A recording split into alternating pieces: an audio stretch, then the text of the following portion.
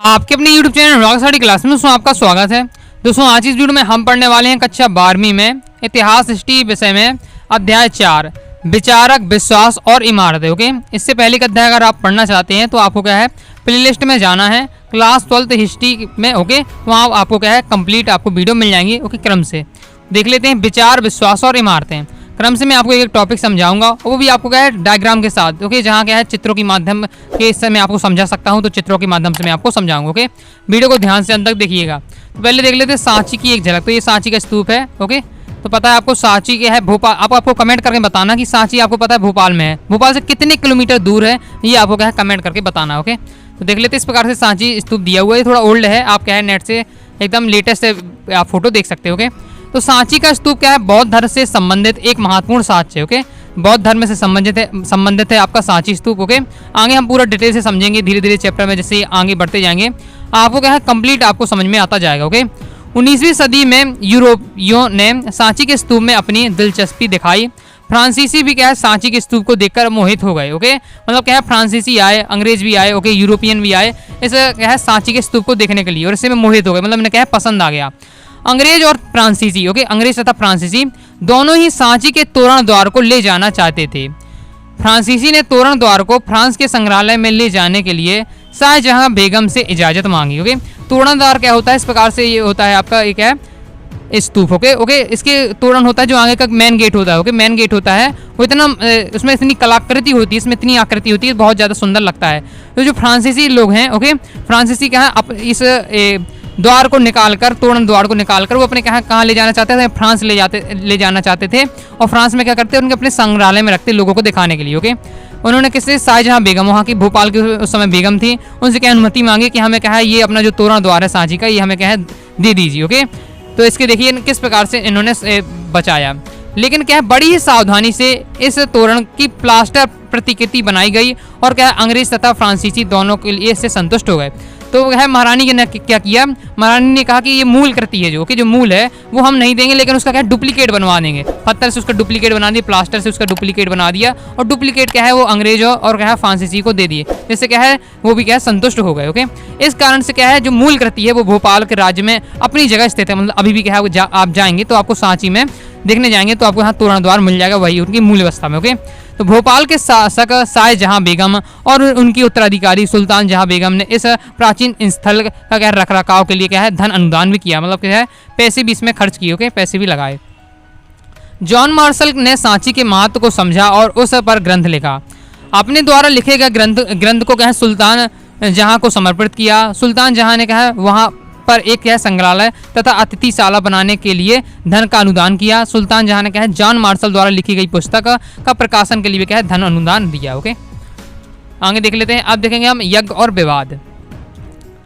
तो ईसा पूर्व की पहली शताब्दी का समय दुनिया के इतिहास में एक महत्वपूर्ण मोड़ माना जाता है। ये क्या है इस प्रकार का क्वेश्चन जरूर आता है। ओके, इस सहस्राब्दी मतलब होता है 100 साल। ओके, तो 100 साल है। ओके, 100 शताब्दी की बात हो रही, 100 शताब्दी 100 साल नहीं 100 शताब्दी की बात हो रही है इसमें।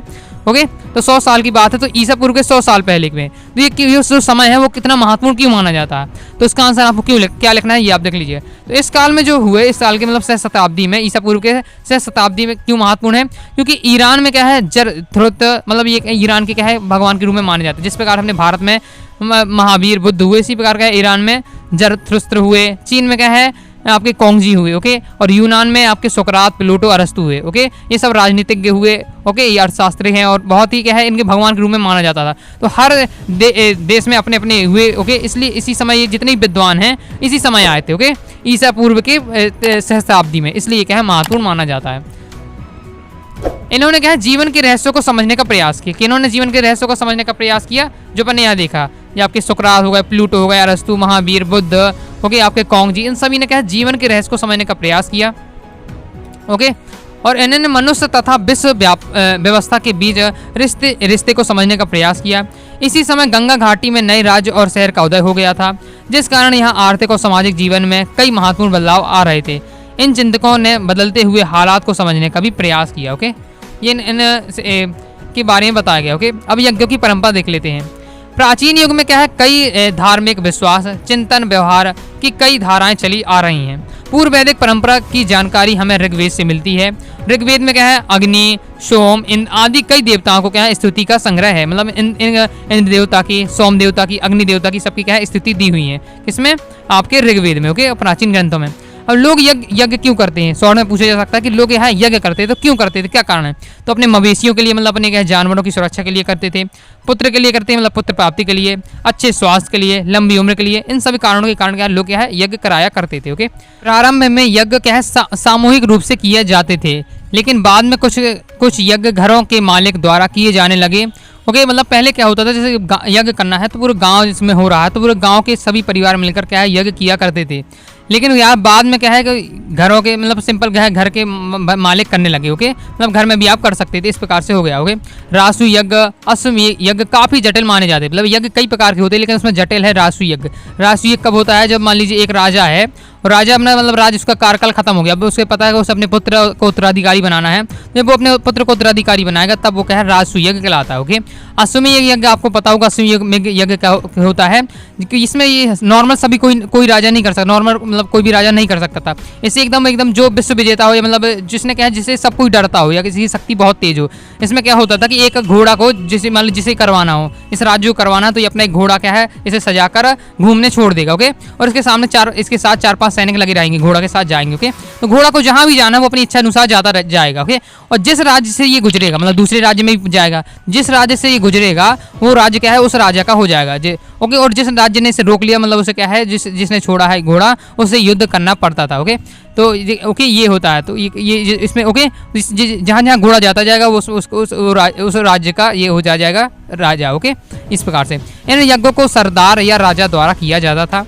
इन यज्ञ के लिए क्या है ब्राह्मण पुरोहितों पर निर्भर रहना पड़ता था। ओके, अब यशवी में एक यज्ञ कराए हैं वो अपने क्या है, अगर अपने पुराणों में देखें तो किसने ने कराया, अपने ग्रंथों में देखें तो भगवान श्री राम ने कराए थे। भगवान श्री राम ने जब क्या है अश्वमेध यज्ञ कराया था तो क्या है जो उनके पुत्र लवकुश थे उन्होंने क्या है घोड़े को रोक लिया था और राम ने उनसे युद्ध किया था। ओके, अगर आपने रामायण देखी होगी तो उसमें आपने आता है रामायण, उसमें सीरियल में दिखाया गया था। ओके, तो आपको समझ में आ गया।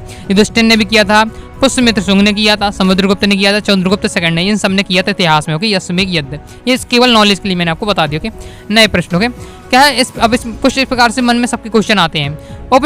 उपनिषद से पाई गई विचारधारा से यह पता लगता है कि लोग निम्न प्रश्नों के उत्तर पाने के लिए उत्सुक थे। मतलब उस समय क्या था कि जब लोग क्या है अगर उपनिषद को अपन पढ़ते तो उसमें विचारधारा से पता चलता है अपन को कि लोग क्या है कुछ क्वेश्चन थे लोगों के मन में, वो उनके उत्तर जानने के लिए उत्सुक थे। कैसे कैसे क्वेश्चन थे कि जीवन का अर्थ क्या है, मतलब लोग जीवन जीते हैं तो उसका अर्थ क्या है, मृत्यु के बाद जीवन की संभावना है, मतलब क्या है लोग जब क्या है मृत्यु के बाद मतलब अगर कोई व्यक्ति मर जाता तो उसे जीवित करने की संभावना है कि नहीं, ये भी लोग जानना चाहते थे। पुनर्जन्म की बात है कि जैसे एक व्यक्ति का क्या दोबारा वास्तव में जन्म होता है, इस पर भी लोगों के जानने की आवश्यकता कि इसकी सच्चाई क्या है। पुनर्जन्म का अतीत कर्मों से संबंध, मतलब आपने देखा होगा जो कहते हैं कि हमारे साथ बुरा हो रहा है तो बुरा क्यों हो रहा है, कि हमने क्या पिछले जन्म में कुछ क्या है बेकार कर्म किए होंगे, इस प्रकार से क्या है अतीत से उनका संबंध होता है तो नहीं होता है, इस प्रकार के क्वेश्चन। तो इस प्रकार के क्वेश्चन लोगों के मन में रहते थे। ओके, इस प्रकार के प्रश्न रहते थे मन में, तो इन्हीं का उत्तर किन्होंने दिया है जब महावीर, गौतम बुद्ध ये सब आते हैं फिर अपने नॉलेज से उत्तर देते। ओके, अब देख लेते वाद विवाद और चर्चाएं। समकालीन बौद्ध धर्मों में क्या है 64 संप्रदायों या चिंतन परंपरा का उल्लेख किया जाता है। ओके, शिक्षक एक जगह से दूसरी जगह घूम कर अपने ज्ञान, दर्शन और क्या है विश्व के विषय में अपनी समझ को लेकर एक दूसरे से तथा समान लोगों से तर्क वितर्क करते थे। मतलब क्या होता था जिससे भी ज्ञान हो जाए, जैसे अपने महात्मा बुद्ध हो गए, ओके, और महावीर हो गए, इन जब नॉलेज की प्राप्ति हो जाती है, ज्ञान की प्राप्ति हो जाती थी तो ये क्या है एक स्थान से दूसरे जगह जाते रहते थे। जो लोग मिलते जाते थे ओके, उन्हें क्या है समूह में बैठा कर उन्हें क्या है उपदेश दिया करते, उन्हें ज्ञान दिया करते थे, विश्व के बारे में जानकारी दिया करते थे। ओके, उनसे क्या तर्क वितर्क करते थे, मतलब किसी के मन में डाउट हो तो वो भी पूछ सकता था, इस प्रकार से। यह चर्चा कहाँ होती थी? कुटागार शाला में। मतलब क्या है कुटागार शाला, कुटागार शाला मतलब होता है नुकीली छत वाली झोपड़ी, मतलब एक ऐसी झोपड़ी जिसमें क्या है नुकीली छत, इस प्रकार की झोपड़ी कहलाती है कुटागार शाला। ओके, यहाँ क्या होते थे चर्चाएं होती थी। ओके, बात पे होता था, उसमें तर्क वितर्क होते थे। ऐसे उपवन में भी होती थी जहाँ क्या है घुमक्कड़ मनीषी रहते थे। ओके, मतलब ऐसी जगह में हो जहाँ घुमक्कड़ क्या है मनीषी ठहरते, मनीषी मतलब क्या ज्ञानी लोग, जहाँ ज्ञानी लोग रहते थे, ऐसी जगहों में क्या है ये सभाएं होती थी। ओके, वहाँ ज्ञान दिया जाता था सभी लोग को बैठा कर। ओके, इन चर्चाओं में यदि कोई शिक्षक अपनी प्रतिद्वंदी को अपनी बातों या तर्कों से समझा लेता था तो वह अपने अनुयायियों के साथ उसका शिष्य बन जाता था। मतलब क्या है, देखिए दो टीचर हैं, दो शिक्षक हैं, दोनों को अपना अपना नॉलेज है। ओके, तो दोनों मान लीजिए लड़ाई हो गई, मतलब इस प्रकार वैसी लड़ाई नहीं, मतलब इनकी बातों की लड़ाई हो गई, ओके, तर्क वितर्क की लड़ाई हो गई धर्म से। और मान लीजिए इन दोनों लगातार लड़ाई चलती रही और एक ऐसा एक दूसरे से क्या क्वेश्चन पूछे थे जीवन के बारे में, ओके, भगवान के बारे में ऐसे क्वेश्चन पूछे जाते थे, जिसमें से एक ये तो फिक्स है कि कोई ना कोई हार जाएगा, दोनों में से एक जीतेगा, एक हार जाएगा। मान लीजिए इसने क्वेश्चन पूछा और इस सेकंड वाला उत्तर ना दे पाया, तो ये इसको क्या है, जो हार जाता था उसको क्या है, उसको अपने सामने वाले का क्या है चेला बन जाना, मतलब शिष्य बन जाना पड़ता था, ओके। और जो सेकंड वाले के जितने इसके भी शिष्य होंगे वो भी क्या है शिष्य बन जाए। जब गुरु ही क्या है हार गया है तो उसके बाकी लोग भी क्या है उसके शिष्य भी क्या है शिष्य बन जाते थे। तो ये इसके क्या है, ये सब शिष्य बन जाते जो हार जाते थे, इस प्रकार से होता था, ओके। ऐसे ही कुछ शिक्षकों में क्या है महावीर और गौतम बुद्ध भी शामिल थे, जो क्या है ये जाके लोगों को क्या है ज्ञान दिया करते थे, ओके। इन्होंने तर्क दिया कि क्या है मनुष्य खुद अपने क्या है दुखों से मुक्ति का प्रयास स्वयं कर सकता है, मतलब जो हमें दुख हो रहे हैं इनसे हम क्या है स्वयं मुक्ति प्राप्त कर सकते हैं। ये किसने तर्क दिया? महावीर जी ने, गौतम बुद्ध जी ने, ओके। इन्होंने क्या है वेदों को चुनौती दी, किन्होंने? महावीर जी ने, गौतम बुद्ध जी ने, ओके। इन्होंने क्या है वेदों को चुनौती दी। इन्होंने क्या है अनुसार ब्राह्मण व्यवस्था गलत मानी, जो ब्राह्मण की जो व्यवस्था है, ब्राह्मण व्यवस्था क्यों गलत मानी? क्योंकि ये लोग मानते थे ये छुआछूत, इसमें ये धर्म विभाजन मतलब वर्ण विभाजन है। अपन इससे पहले वाले अध्याय में मैंने आपको पढ़ाया था कि आपके क्षत्रिय होते हैं, ब्राह्मण, वैश्य, शूद्र, ये सब 4 भागों में विभाजित है, ओके। तो ये क्या है वर्ण व्यवस्था इसमें बेकार है, ये होनी नहीं चाहिए, ओके। तो ये इसलिए बेकार मानते, इसलिए क्या है ये लोग क्या है ब्राह्मण व्यवस्था को गलत मानते थे। या किसी भी व्यक्ति के अस्तित्व को उसकी जाति और लिंग के निर्धारण होना गलत मानते थे, जाति प्रथा को भी क्या है गलत मानते थे। मतलब क्या है उसको लोगों क्या है उसके जन्म से ही क्या है उसको ये किस जाति का को ये निर्धारित किया जाता था, जबकि ये लोग किस मानते थे कर्म के आधार पर लोगों की जाति विभाजन होना चाहिए, ओके।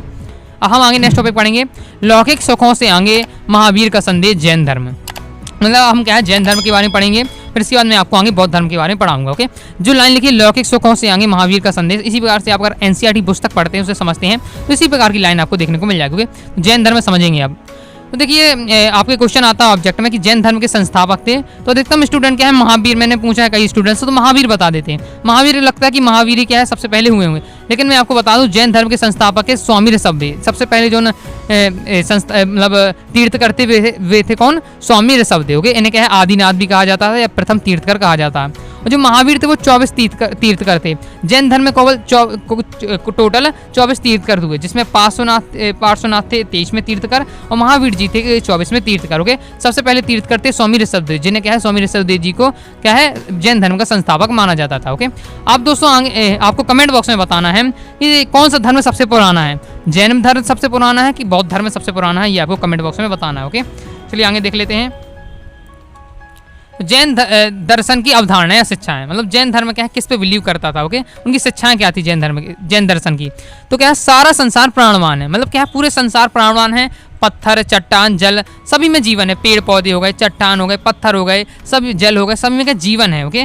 सदैव जीवों के प्रति क्या अहिंसा का पालन करना चाहिए। अहिंसा मतलब अहिंसा परमो धर्म, आपने सुना होगा, ओके। जब जैन धर्म में आपने देखा होगा अहिंसा परमो धर्म को सर्वोपरि माना जाता है, ओके। मतलब क्या हिंसा ना की जाए जीव जंतु के साथ, मनुष्यों, जानवर, पेड़ पौधों और कीड़े मकोड़ों को नहीं मानना चाहिए, ओके। जैन अहिंसा के सिद्धांत ने पूरे क्या है भारतीय चिंतन को क्या है प्रभावित किया, ओके। जैन धर्म के लोग मानते हैं कि जन्म और पुनर्जन्म का चक्र मनुष्य के कर्म द्वारा निर्धारित होता है। मतलब आगे का जो आपका जन्म होगा, ओके, वो आप उसमें क्या बनेंगे, ओके, आपके साथ कैसी होगा, आपको सुख मिलेगा, दुख मिलेगा अगले जन्म में, वो आपके इस साल के नहीं मतलब इस जन्म के आपके कर्म निर्धारित करेंगे, ओके। कर्म के चक्र से मुक्ति पाने के लिए क्या है त्याग और तपस्या के रास्ता को अपनाना जरूरी है। यह संसार के त्याग से ही संभव हो पाता है। इसी कारण मुक्ति के लिए क्या है विराहों में निवास करना और एक अनिवार्य नियम बनाया जाता है। मतलब अगर क्या है आप इस जन्म से मुक्ति पाना चाहते हैं, अपने कर्मों से मुक्ति पाना चाहते हैं, तो आपको क्या है मोह माया, लालच, ये सब त्यागनी पड़ेगी। उस संसार को भी, इस संसार की मोह माया को त्यागना पड़ेगा, ये बताया गया, ओके। जैन साधु और साध्वी के 5 व्रत होते हैं। मतलब जो है जैन धर्म के साधु होते हैं, आपने देखा है साध्वी होते हैं, उन्हें क्या है 5 नियमों का पालन करना होता है। पहला है अहिंसा। अहिंसा मतलब होता है हत्या न करना, मतलब किसी का क्या है मारना, कूटना, हत्या न करना, ये सब क्या है अहिंसा में आ जाता है। तो ये ना करना। सत्य, हमेशा सत्य बोलना, मतलब झूठ ना बोलना, ओके, हमेशा सत्य बोलना। अस्ते मतलब कभी चोरी ना करना। ये अपरिग्रह मतलब धन इकट्ठा ना करना, कभी धन का लोभ ना होना, धन इकट्ठा ना करना। ब्रह्मचर्य मतलब ब्रह्मचर्य का पालन करना। ये 5 नियमों का पालन करते हैं जो क्या है जैन धर्म के साधु या साध्वी होते हैं, ओके। बहुत ईजी लैंग्वेज में मैंने नोट्स बनाए हैं, अगर आप क्या है पूरा किताब डिटेल से पढ़ेंगे तो आपको काफी टाइम लग जाएगा। वीडियो को एक बार ध्यान से समझ लेते हैं, तो मैंने आपको शॉर्ट में कंप्लीट आपको बता दिया, ओके। जैन धर्म का थोड़ा विस्तार देख लेते हैं। जैन धर्म का वैसे वास्तव में दोस्तों क्या है इसका ज्यादा विस्तार नहीं हुआ, बौद्ध धर्म का सबसे ज्यादा विस्तार हुआ, तो कई देशों में पहुंचा था, ओके। श्रीलंका में भी गया था, चीन में भी गया था, लेकिन जैन धर्म का ज्यादा विस्तार नहीं हुआ, फिर भी थोड़ा बहुत हुआ, उसे देख लेते हैं। धीरे धीरे क्या है जैन धर्म भी भारत के विभिन्न हिस्सों में फैलने लगा। बौद्ध विद्वानों की तरह जैन विद्वानों में भी प्राकृतिक, संस्कृत, तमिल जैसी अनेक भाषाओं में अपने साहित्य लिखे। वर्तमान समय में क्या है काफ़ी प्राचीन जैन मूर्तियाँ उपलब्ध हैं। ओके, ये हो जाता है। अब दोस्तों हम पढ़ेंगे बौद्ध धर्म। अभी जितना हमने पढ़ा ये सब बौद्ध, अभी जैन धर्म के बारे में पढ़ा था।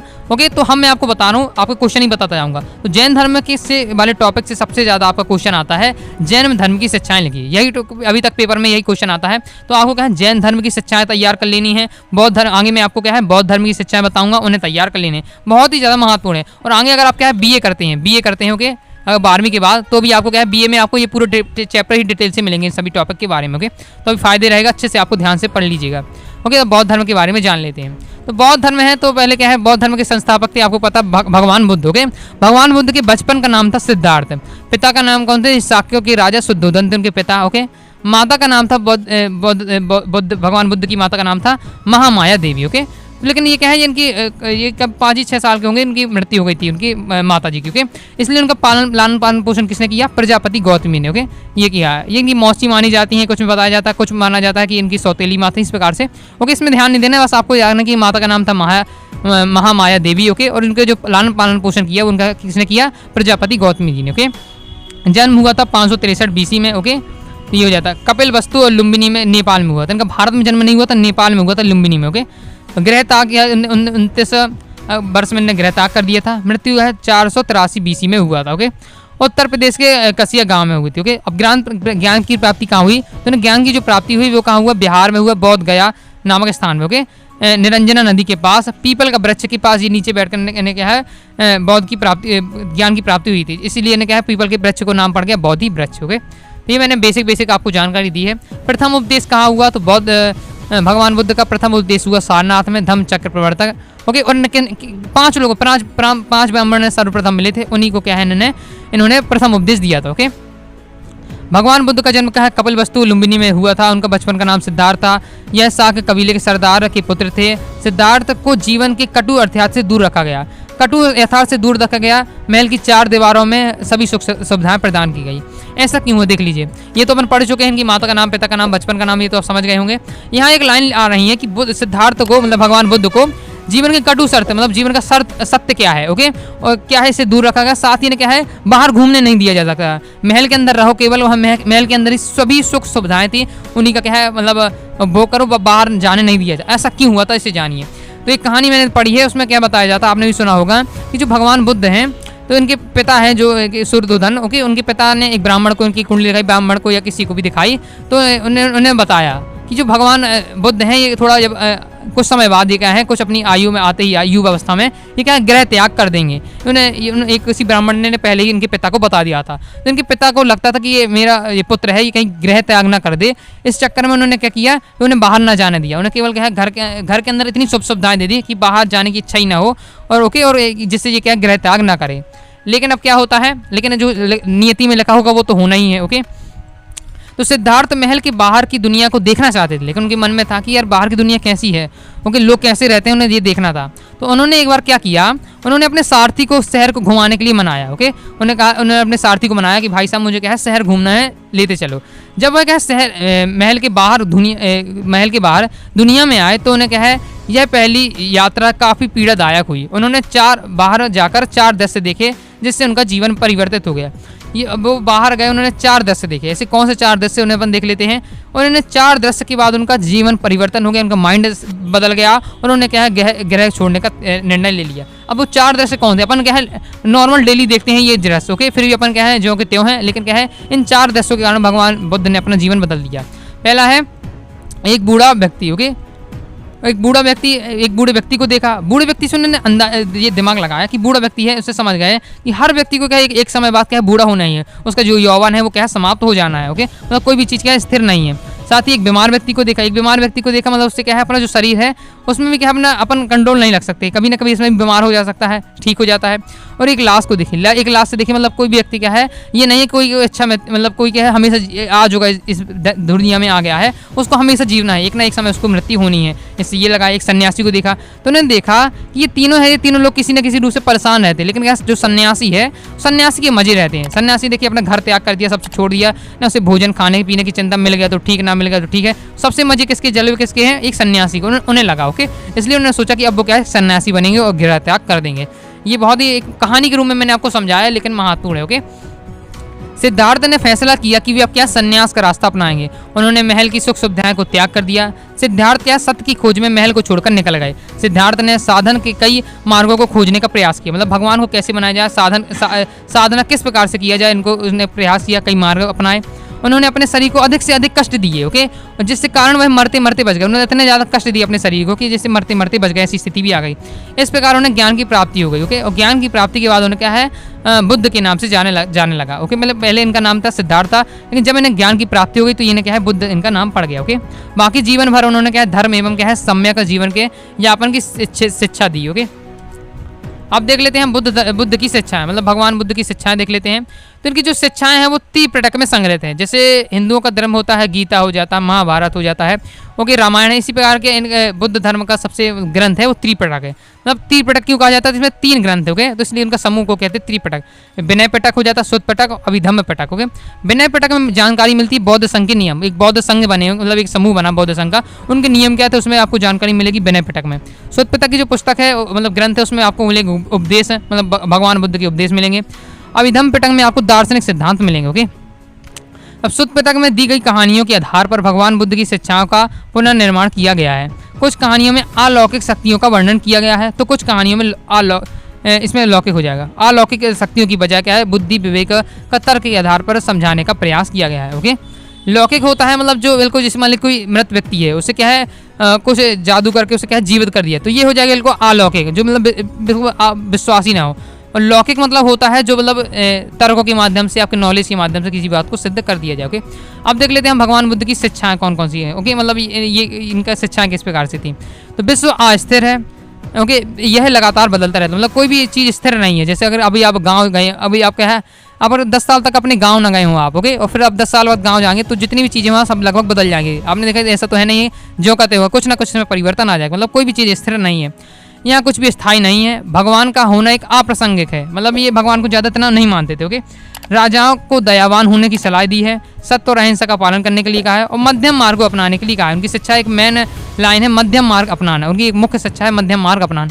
मध्यम मार्ग अपनाना कि अपना जीवन क्या है ज़्यादा भोग विलास से नहीं जीना चाहिए, लग्जरी नहीं जीना चाहिए, ना ही ऐसा जीना चाहिए कि बिल्कुल हम मरने ही वाली स्थिति। क्योंकि उन्होंने क्या है भगवान बुद्ध ने आपने उनका भी अपने पूरी मैंने कहानी बताई आपको शुरू से लेकर अभी तक, तो आपने देखा कि भगवान के बुद्ध पे एकदम विलासिता के जीवन था, एकदम सभी सुख सुविधाएं थी। ओके, और अंत में जब उन्होंने क्या है साधना करने तो एक ऐसा समय आया कि उन्होंने बिल्कुल अपने शरीर को इतने कष्ट दिए कि मरते मरते बच गए। तो उन्होंने क्या दोनों प्रकार का जीवन जिया है, इसलिए उन्होंने बताया है कि अपने जीवन को मध्यम मार्ग अपनाना चाहिए, ऐसा कि बिल्कुल भोग विलासिता ना, और ऐसा कि बिल्कुल क्या है खाने पीने के लाले पड़ जाए, मतलब एक सा जीवन होना चाहिए। ओके, इसे कहते हैं मध्यम मार्ग को अपनाना।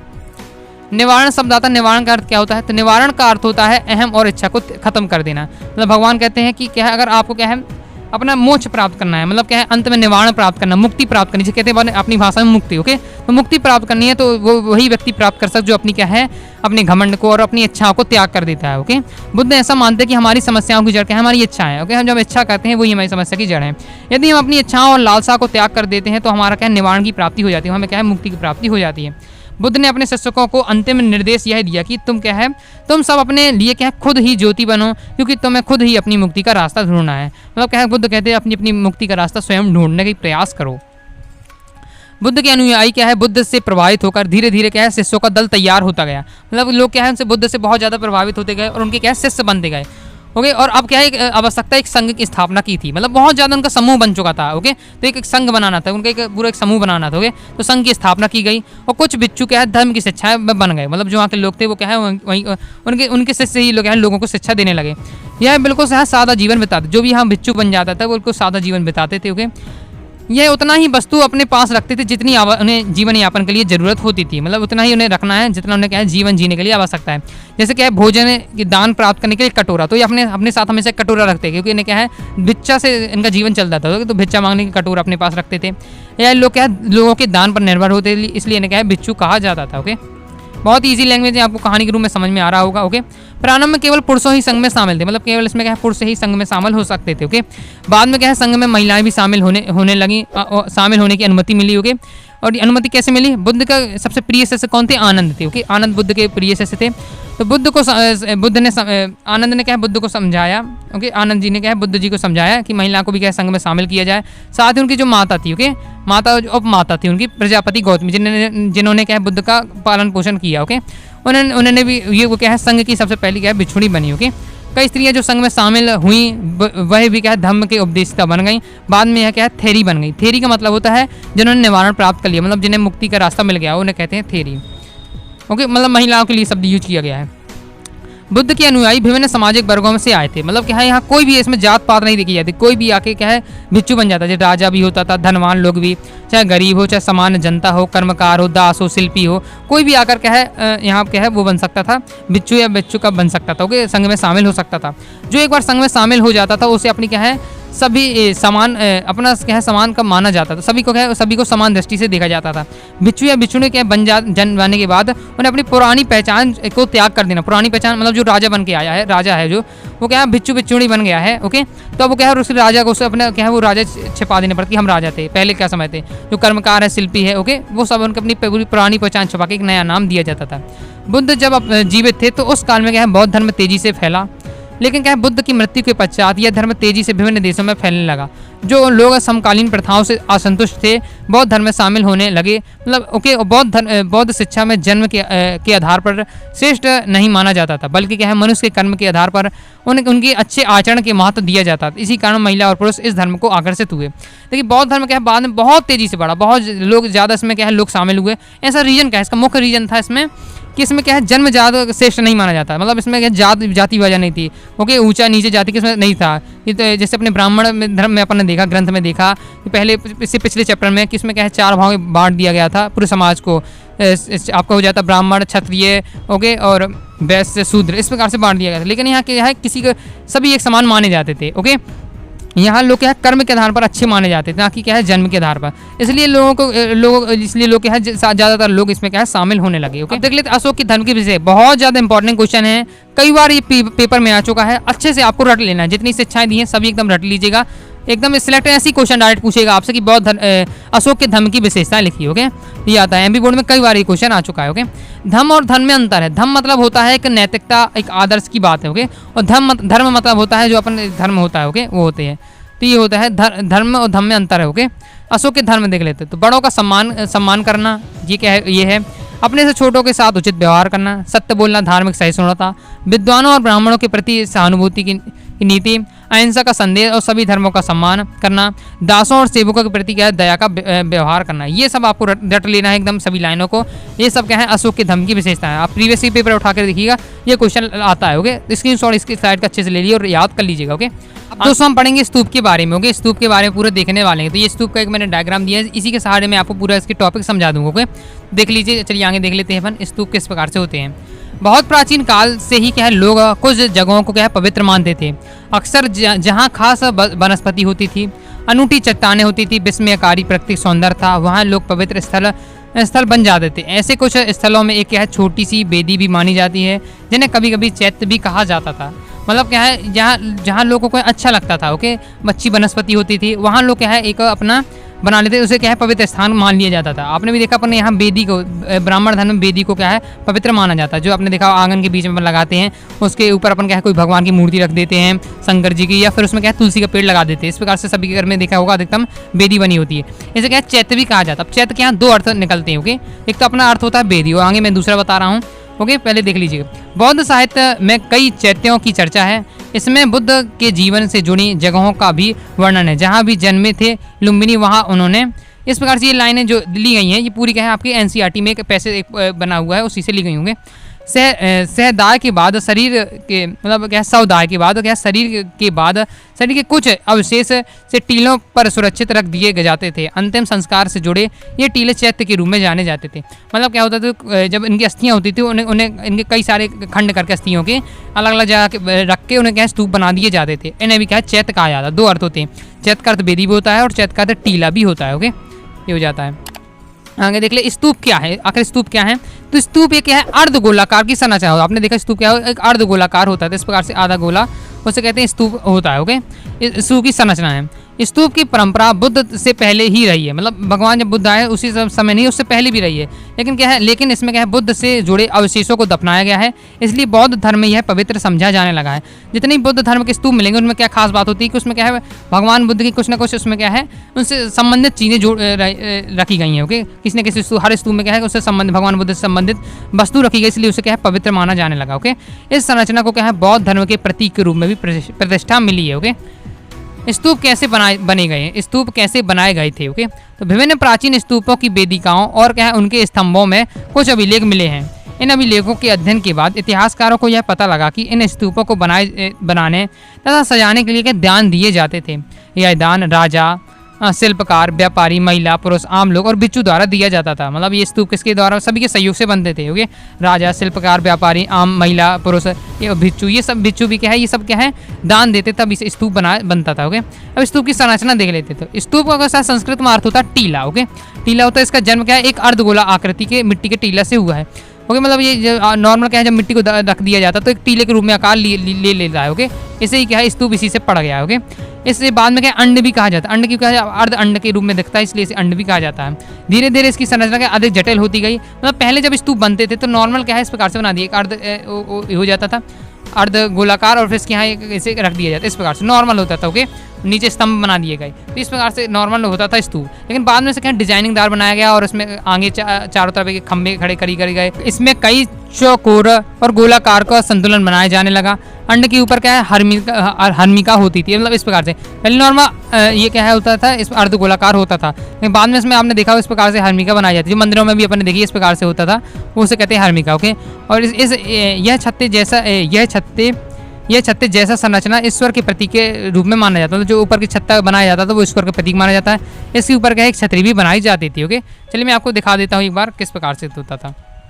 ये अपन बैक जाके देख लेते हैं। इस प्रकार से देखिए ये स्तूप बना हुआ है। तो पहले क्या होता था, नॉर्मल इस प्रकार से बनता था अर्ध गोलाकार। फिर इसके बाद देखिए हर्मिका हो जाती थी, और ये क्या लगी, ये छतरी लगी हुई है इस प्रकार। ओके, ये बार पहले नॉर्मल होता था। इसके बाद इसमें डिजाइनिंग दार बनाया है, इस प्रकार से चारों तरफ से बाउंड्री बना दी गई है। ओके, साथ ही इसमें क्या है स्तंभ भी बनाए गए हैं। तो इस प्रकार से धीरे धीरे इसमें निर्माण बढ़ता गया। ओके, आगे देख लेते हैं, ये देख सकते हैं। और आगे इसमें फिर इसके बाद क्या है तोरण द्वार बनाया गया। ये तोरण द्वार होता था। अभी मैं आगे आपको पहले चैप्टर की शुरुआत में मैंने सांची का आपको तोरण द्वार बताया था, जो क्या है फ्रांसीसी ले जाना चाहते थे।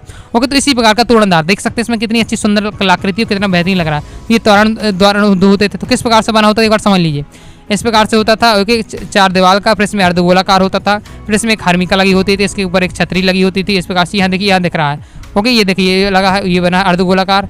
इसके यहाँ आपके देखिए हर्मिका लगी हुई इस प्रकार से। ओके, और फिर इसमें क्या है स्तंभ खड़े कर दिए चार ठो, और इसके बाद क्या है एक बाउंड्री भी बना दी गई थी। ओके, और एक तोरण द्वार भी बना दिया जाता था एंट्री के लिए। ओके, इस प्रकार से स्तूप होते थे।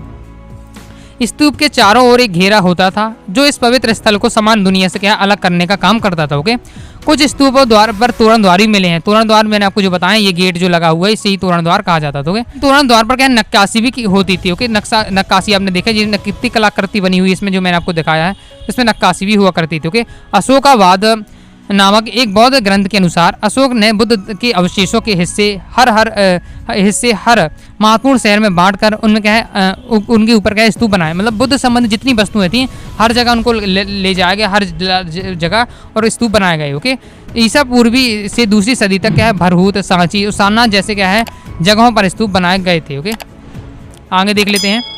अब देख लेते हैं स्तूप की खोज और अमरावती और सांची के स्तूप की नियति। ओके, देख लेते हैं स्तूप की खोज।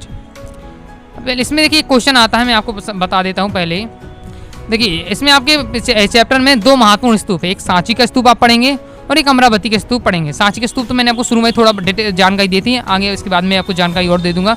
अमरावती के स्तूप के बारे में और देख लीजिएगा। एक क्वेश्चन आता है कि सांची के स्तूप अभी भी अगर जीवित है, मतलब अभी भी आप देखने जाएंगे तो आपको बेहतरीन तरीके से सांची के स्तूप आप देख पाएंगे। लेकिन अब जो अमरावती के स्तूप है वो आपको देखने को नहीं मिल पाएगा, क्योंकि वो ये पूरे तरीके से नष्ट हो गया है। तो क्वेश्चन पेपर में आता है कि क्या रीज़न है कि सांची के स्तूप अभी भी अच्छे से है, मतलब, और ये अमरावती के स्तूप नष्ट हो गए, इससे क्या कारण है। तो हम जानेंगे अब अमरावती के स्तूप जो नष्ट हो गया, मतलब अब आप देखेंगे तो आप पूरी तरीके से आपको नहीं मिलेगा। ओके, वहाँ एक आध दो पत्थर ही मिल जाए, बाकी आपको पूरा स्तूप पूरा नष्ट हो गया है। तो क्या रीज़न है वो आपको रीज़न इसमें बताने पड़ते, क्या कारण है कि ये नष्ट क्यों हो गया। ओके, देख लेते हैं इसके कारण क्या है, अमरावती का स्तूप क्यों नष्ट हो गया। तो पहला कारण है स्थानीय राजा। सन 1996 में एक स्थानीय राजा मंदिर बनाना चाहते थे, मतलब एक राजा चाहते थे 1996 में कि मैं एक मंदिर बनवाओगे। उन्हें अचानक से अमरावती स्तूप के अवशेष मिले, तो उन्होंने देखा कि उन्हें क्या है अमरावती स्तूप देखा और उसके अच्छे पत्थर मिले। और जो स्तूप में जो पत्थर लगते वो अच्छे नक्काशी वाले होते थे, बेहतरीन क्वालिटी के होते थे। उन्हें वो पत्थर दिख गए, तो उन्हें वहाँ के मिले पत्थर का इस्तेमाल करने का निश्चय लिया। उन्हें लगा कि इस पहाड़ी में बहुत जरूर कोई खजाना छिपा होगा। उन्होंने क्या है, उन्होंने वहाँ तो नहीं समझा, उन्हें थोड़े छोटे मोटे पत्थर मिले, उन्हें सभी क्या है स्तूप को तोड़ कर उससे पत्थर निकालकर उन्होंने अपने मन का मंदिर बनवाया। इस कारण से क्या है अमरावती का जो स्तूप है नष्ट हो गया। ओके, इनने योगदान दिया अमरावती के स्तूप को नष्ट करने के लिए। अब नेक्स्ट है कॉलिन मैकेजी। ओके, अंग्रेज अधिकारी कॉलिन मैकेजी इस स्थान से गुजरे। उन्होंने कई मूर्तियों पर चित्र बनाया और उन्होंने क्या कई सारी मूर्तियाँ ले गए, उनमें चित्र गोदागादी कर दी, समझ लीजिए। ओके, तो इससे भी ये भी एक रीजन है। और नेक्स्ट रीजन है कि कुटूर आंध्र प्रदेश के कमिश्नर।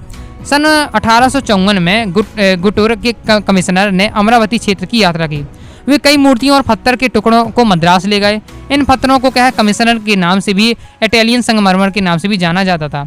उन्होंने पश्चिमी तोरण द्वार को भी खोजा और निष्कर्ष निकाला कि अमरावती का स्तूप क्या है बौद्ध लोगों के लिए सबसे विशाल और शानदार स्तूप माना जाता था। उन्होंने निष्कर्ष निकाल लिया कि जो अमरावती का स्तूप है बौद्धों के लिए महत्वपूर्ण है और बौद्धों ने बनवाया है और ये विशाल स्तूप था। लेकिन फिर भी ये क्या है, वहाँ के पत्थर मूर्तियाँ कहाँ ले गए, मद्रास ले गए। ओके, धीरे धीरे सब देखिए कोई स्थान में बहुत सारी वस्तुएं हैं और धीरे धीरे कोई ना कोई आया, फिर सामान ले गया यहाँ का, दूसरा कोई आया उसने सामान उठा गया, फिर दूसरा ले गया, कोई ले गया सामान, तो ऐसे वहाँ के नष्ट होना निश्चय है। ओके, इसी प्रकार अमरावती स्तूप धीरे धीरे नष्ट हो गया। 1850 के दशक में क्या है अमरावती के स्तूप के पत्थर को अलग अलग स्थान ले जाया गया। कुछ पत्थर कोलकाता की एशियाटिक सोसाइटी ऑफ बंगाल पहुंचे, तो कुछ मद्रास, तो कुछ पत्थर क्या है लंदन तक पहुंच गए। इन स्थान पर क्या है अंग्रेज अधिकारी भी आते रहते हैं और यहाँ से कुछ ना कुछ लेकर जरूर जाते हैं। मतलब क्या है ये यहाँ कोई क्या है देखने वाला नहीं था, तो कोई यहाँ रखे जाते पत्थर, एक से एक पत्थर थे, मूर्तियाँ थी, तो वो सब क्या है लोग धीरे धीरे करके ले गए। इस प्रकार से क्या है अमरावती का स्तूप नष्ट हो गया। तो आपके पेपर में पूछा था क्या कारण है कि अमरावती का स्तूप नष्ट हो गया। तो जितना सब मैंने 2-3 स्लाइड में आपको समझाया है, ये सब के बारे में आपको पूरा डिटेल से बता देना है, फुल मार्क्स आपको मिल जाएंगे। ओके, इसी बीच एक अलग सोच रखने वाले व्यक्ति थे H.N. कॉल। ये क्या सोचते थे कि H.N. कॉल एक अलग सी सोच के व्यक्ति थे। यह ऐसा मानते थे कि देश की प्राचीन कलाकृतियों को लूट कर ले जाना अच्छा नहीं है। मतलब देश की प्राचीन अपनी कलाकृति है उसको लूट कर ले जाना अच्छी बात नहीं है। मतलब सभी क्या लूट कर ले गए अपने अपने देश। ओके, इनका मानना था कि संग्रहालय में मूर्तियों की प्लास्टर प्रतिक्रिया रखी जानी है।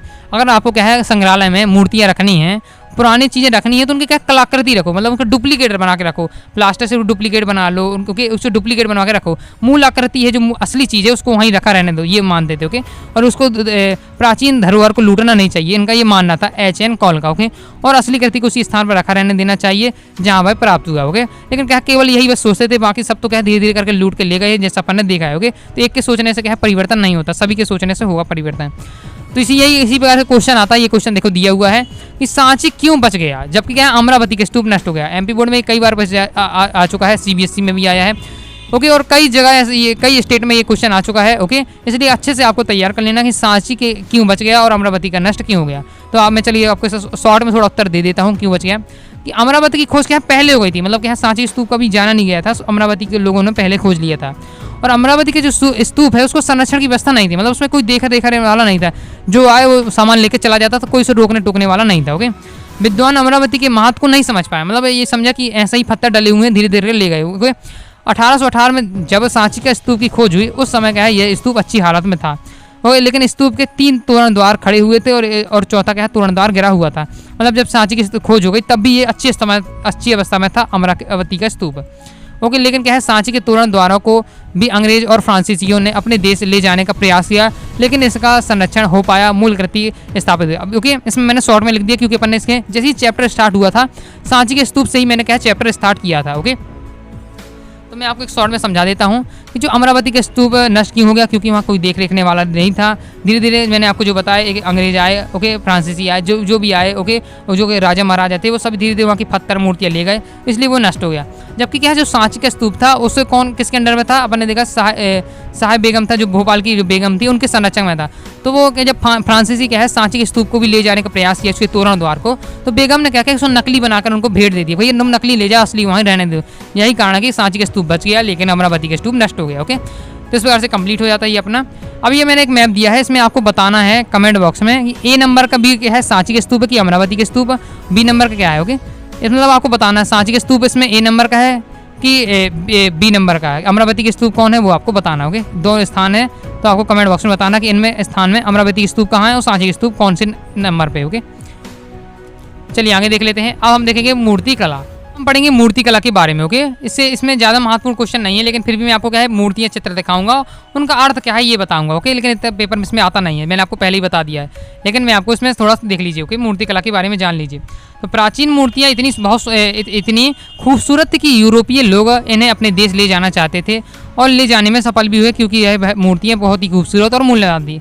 ओके, मतलब जितने भी विदेश के लोग आते थे, बस यहाँ का अपना पसंद आया तो उन्हें ले जाने का तुरंत मन बन जाता था, और कुछ बहुत सारे ले भी गए हैं सामान। ओके, क्योंकि क्या थी, ये बहुत ही मूल्यवान थी और खूबसूरत भी थी। ओके, अब ये देखिए पत्थर से गढ़ी कथाएं, ये मूर्ति देख रहे हैं आप, इसमें एक पूरी मूर्ति दिख रही है जो आप, इसमें पूरी कहानी लिखी हुई है, इसकी मूर्ति मतलब चित्र के माध्यम से पूरी कहानी बताई गई है। तो इतिहासकारों ने इसका पता लगाने की कोशिश की है कौन सी कहानी से संबंधित। ओके, तो इतिहासकारों ने इसमें क्या बताया कि कुछ ऐसे घुमक्कड़ कथावाचक होते थे जो अपने साथ कपड़े और कागज़ पर बने चित्र लेकर घूमते थे। जब वह कोई कहानी सुनाते थे तो वे चित्रों को दिखाते थे। जैसे मैं आपको ये कहानी समझा रहा हूँ, सुना रहा हूँ, तो मैं आपको कई बार चित्र भी दिखाए होंगे इस प्रकार से। तो उसके बारे में बताया है। कला इतिहासकारों ने जब सांची के मूर्तिकार को गहराई से अध्ययन किया, मूर्ति कला को गहराई से अध्ययन किया, तब उन्होंने यह पाया कि यह दृश्य वेशांतर जातक से लिया गया है। इसमें एक दानी मतलब एक वेशांतर जातक क्या है, कहानी, जातक लिखे मतलब कहानी होती है। ओके, तो वेशांतर जातक की कहानी होगी, तो उसमें कहानी में क्या है, एक दानी राजकुमार की कहानी है, जिसमें अपना सब कुछ एक ब्राह्मण को दान दे देता है और स्वयं अपनी पत्नी और बच्चों के साथ क्या है जंगल में रहने चला जाता है। ये वाली जो कहानी है वो क्या है इस मूर्ति में दर्शाई गई है। ये वाली मूर्ति है, इस मूर्ति कला में दर्शाई गई है पूरी कहानी चित्रों के माध्यम से। ओके, तो इस इतिहासकारों को जब भी कोई मूर्ति मिलती है तो उसमें जानने का प्रयास करते हैं कि वो किससे संबंधित। ओके, उपासना का प्रतीक देख लेते हैं। तो बौद्ध मूर्ति कला को समझने के लिए कला इतिहासकारों के द्वारा बुद्ध चरित्र लेखन को समझना पड़ा। बौद्ध चरित्र लेखन के अनुसार भगवान बुद्ध को एक पेड़ के नीचे ध्यान करते हुए ज्ञान प्राप्त हुआ। इस घटना को कुछ प्रारंभिक मूर्तिकार ने बुद्ध को मानव के रूप में न दिखाकर उनकी उपस्थिति प्रतीक के रूप में दिखाया। मतलब क्या है, प्रतीक बना दिया। ओके, जैसे ये प्रतीक है, ये कैसा प्रतीक है जी, अपन ओम का ऐसा प्रतीक बनाते हैं। ओके, इस प्रकार से बनाते हैं।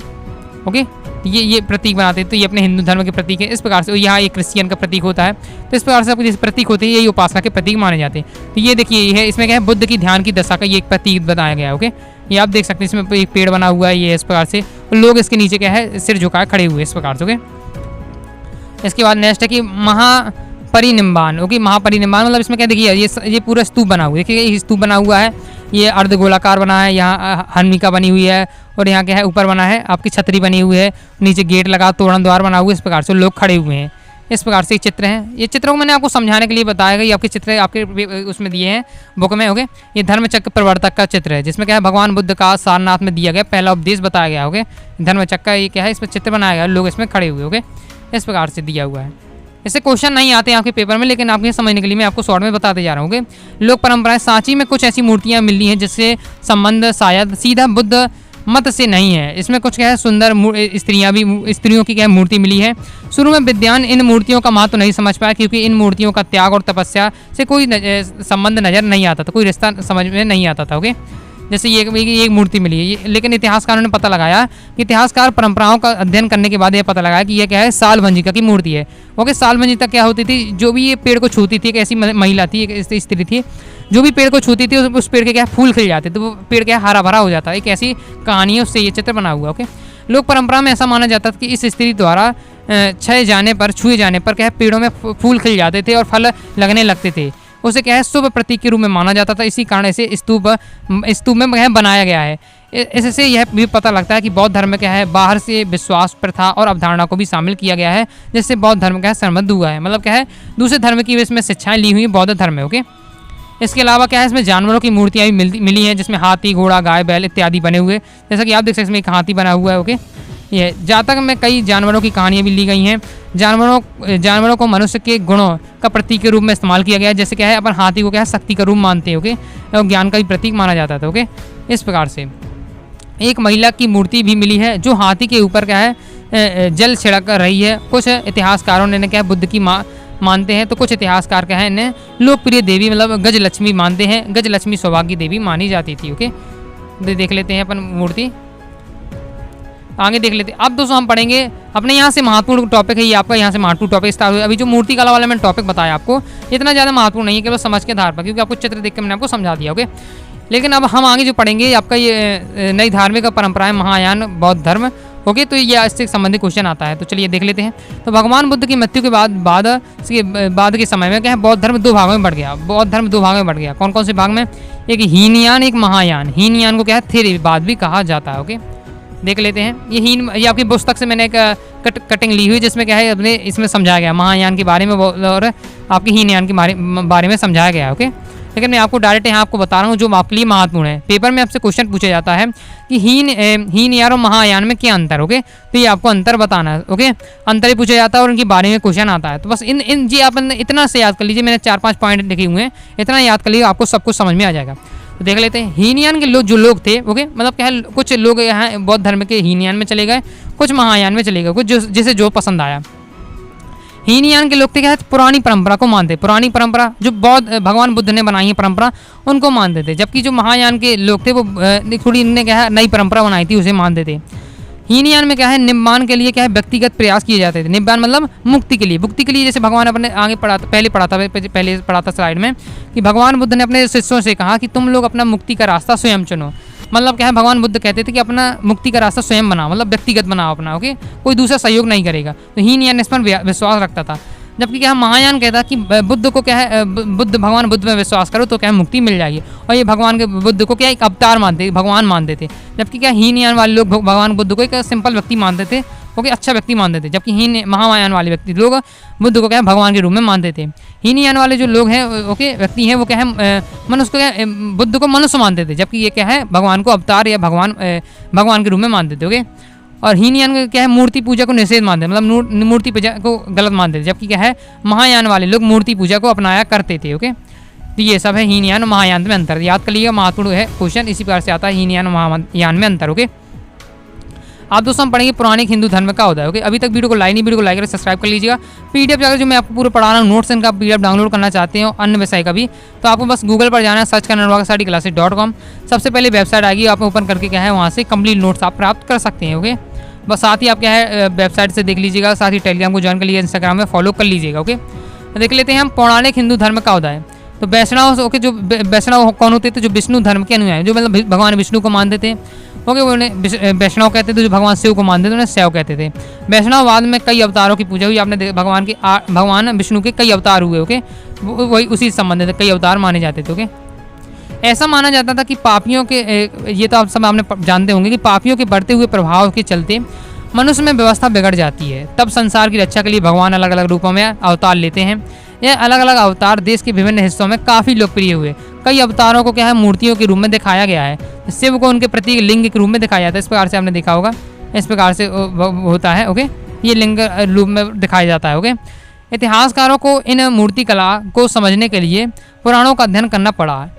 इनमें बहुत से किस्से ऐसे हैं जो सैकड़ों साल पहले रचने के बाद सुने और सुनाए जाते हैं।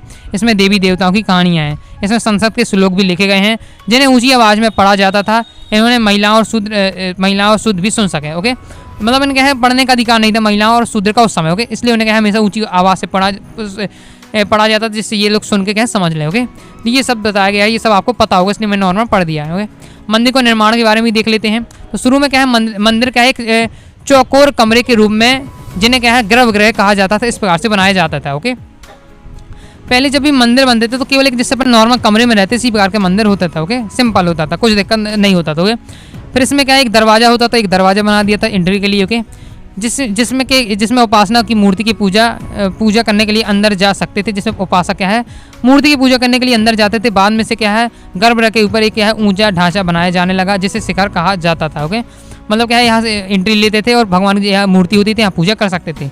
बाद में इसमें क्या है इस प्रकार से शिखर बना दिया गया। ओके, और इस प्रकार से शिखर बन जाता है, यहाँ झंडा लगा रहता था। ओके, आपने देखा होगा सभी मंदिरों में आजकल रहता है। ओके, तो मंदिरों के दीवारों में क्या भित्ति चित्र बनाए जाते हैं, मतलब डिजाइनिंगदार भित्ति चित्र बनाए जो आपने देखे होंगे। ओके, गुफाएं बने रहते हैं।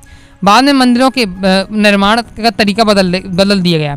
अब मंदिरों के साथ साथ बड़े सभा स्थल, ऊंची दीवारें भी बना जुड़ी गई। ओके, जलापूर्ति के लिए इंतजाम किया है। मतलब आपने देखा अधिकतम आप मंदिर जाएंगे वहाँ आपको एक कुआं जरूर मिलेगा, क्योंकि जल की पूर्ति के लिए। ओके, शुरू के मंदिर कुछ पहाड़ियों को काट कर कृत्रिम गुफाओं के रूप में बनाए जाते हैं। मतलब पहले क्या है मंदिर कमरा के रूप में न बनाकर पहाड़ियों को काट कर बनाए जाते थे, इस प्रकार से होता था। ओके, जैसा कि आप ये देख सकते हैं। ओके, कृत्रिम गुफाएं अशोक के आदेश के बाद आजीविका समुदाय के संतों ने बनाई गई थी। यह परंपरा धीरे धीरे विकसित होती रही।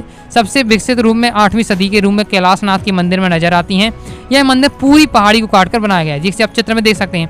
ये जो मंदिर है पूरी पहाड़ी को, एक पहाड़ी उसको काट कर इसमें इतनी डिजाइनिंग देकर ये पूरा मंदिर बनाया गया। मतलब सोचिए पहाड़ी को पूरा काटा गया, उस समय जो टेक्नोलॉजी नहीं थी तब भी ऐसा मंदिर बनाया गया था। ओके, देख सकते हैं कितनी पहले मेहनत की गई होगी। ओके, अब एक लास्ट ही टॉपिक है अनजाने को समझने की कोशिश। ओके, अंग्रेज ने जब क्या 19वीं सदी में देवी देवताओं की मूर्तियां देखी तो वे इसके महत्व को समझ नहीं पाए, क्योंकि वो अपने धर्म के बारे में जानते नहीं थे। तो इसलिए वो मूर्तियों के देखी जब वो देवी देवताओं की तो उसके महत्व को नहीं समझे।